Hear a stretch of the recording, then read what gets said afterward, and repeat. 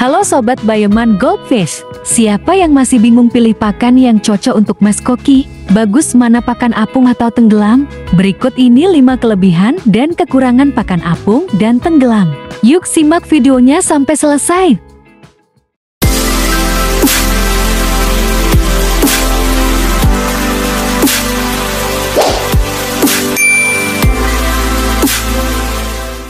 Pakan apung atau dikenal dengan jenis floating adalah jenis pakan ikan yang mengambang di permukaan air setelah diberikan. Biasanya dibuat lebih ringan atau memiliki rongga udara agar tetap berada di atas air. Sedangkan pakan tenggelam biasa disebut jenis sinking adalah jenis pakan ikan yang langsung jatuh ke dasar akuarium setelah diberikan.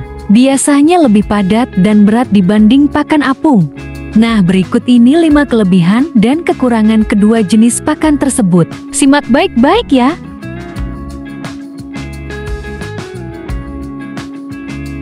Pertama, mudah dipantau. Mudah dipantau berarti makanan ini mengambang di permukaan air, sehingga pemilik ikan bisa melihat secara langsung jumlah pakan yang diberikan, seberapa banyak yang dimakan oleh ikan, apakah ada sisa makanan yang belum dimakan.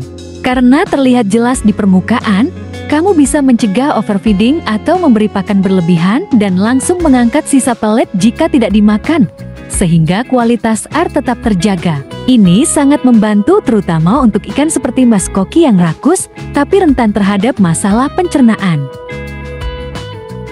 Kedua, tidak cepat mencemari air. Tidak cepat mencemari air berarti dalam hal ini pakan apung memiliki tekstur yang padat dan tidak mudah hancur, sehingga saat diberikan ke dalam akuarium, pelet tidak langsung larut di air, tidak menghasilkan serpihan halus yang menyebar di air. Dan jika tidak dimakan, pelet masih bisa diambil kembali tanpa membuat air keruh.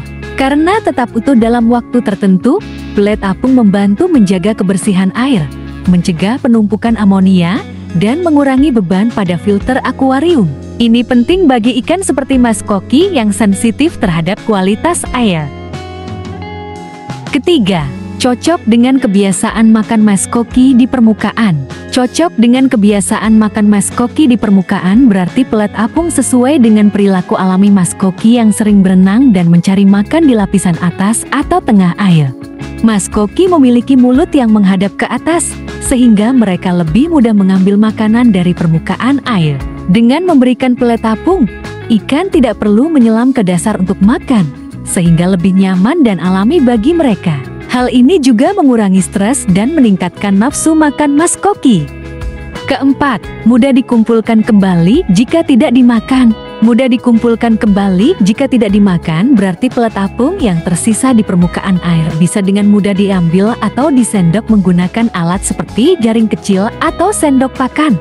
Karena tidak tenggelam ke dasar, sisa makanan tidak langsung mencemari substrat atau filter, sehingga lebih praktis dibersihkan, membantu menjaga kualitas air tetap baik, mengurangi risiko pembusukan sisa pakan dalam akuarium.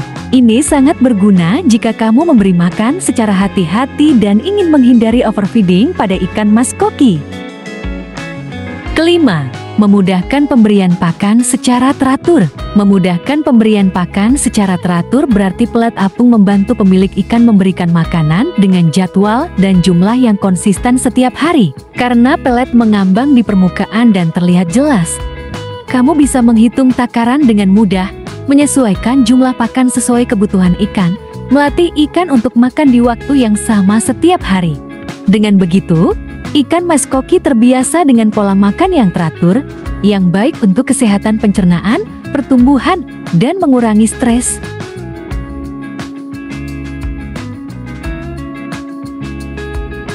Pertama, risiko ikan menelan udara saat makan yang bisa menyebabkan kembung. Risiko ikan menelan udara saat makan yang bisa menyebabkan kembung terjadi karena pelet apung berada di permukaan air. Sehingga saat Mas Koki makan, mereka juga berisiko menelan udara bersamaan dengan makanan. Hal ini bisa menyebabkan gangguan pada kantung renang atau biasa disebut swim bladder, ikan menjadi kembung, susah mengatur keseimbangan, dan Mas Koki bisa mengambang terbalik atau sulit menyelam. Masalah ini cukup umum pada ikan Mas Koki karena bentuk tubuhnya yang bulat dan organ dalam yang padat. Untuk mencegahnya, pelet apung sebaiknya direndam dahulu beberapa detik sebelum diberikan, agar lebih lunak dan tenggelam sedikit saat dimakan. Kedua, butuh direndam dulu untuk mengurangi risiko pencernaan. Butuh direndam dulu untuk mengurangi risiko pencernaan berarti pelet apung sebaiknya direndam dalam air akuarium selama beberapa detik sebelum diberikan kepada ikan. Hal ini dilakukan untuk beberapa alasan seperti pelet yang direndam terlebih dahulu menjadi lebih lembut dan mudah dicerna, sehingga mengurangi beban pencernaan pada mas koki yang bisa sangat sensitif terhadap makanan yang keras atau terlalu besar. Langkah ini membantu memastikan ikan makan dengan lebih sehat dan mengurangi risiko masalah pencernaan jangka panjang. Ketiga, tidak cocok untuk ikan yang lebih suka makan di dasar. Tidak cocok untuk ikan yang lebih suka makan di dasar berarti pelet apung mungkin tidak ideal untuk ikan yang lebih sering mencari makanan di bagian bawah akuarium, seperti ikan masko yang suka menyelam ke dasar untuk mencari pakan. Karena pelet apung mengambang di permukaan, ikan yang lebih suka makan di dasar akan kesulitan mencapai pakan. Ikan jenis ini mungkin akan lebih memilih pelet tenggelam yang langsung jatuh ke dasar, di mana mereka biasa mencari makanan. Jika pelet apung diberikan, ikan mungkin akan kehilangan kesempatan untuk makan atau terpaksa berenang ke permukaan yang tidak sesuai dengan kebiasaan alami mereka.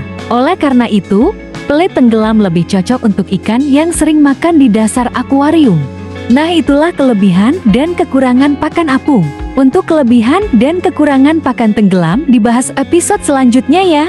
Jika sobat ada pertanyaan, silakan tinggalkan komentar di bawah ini.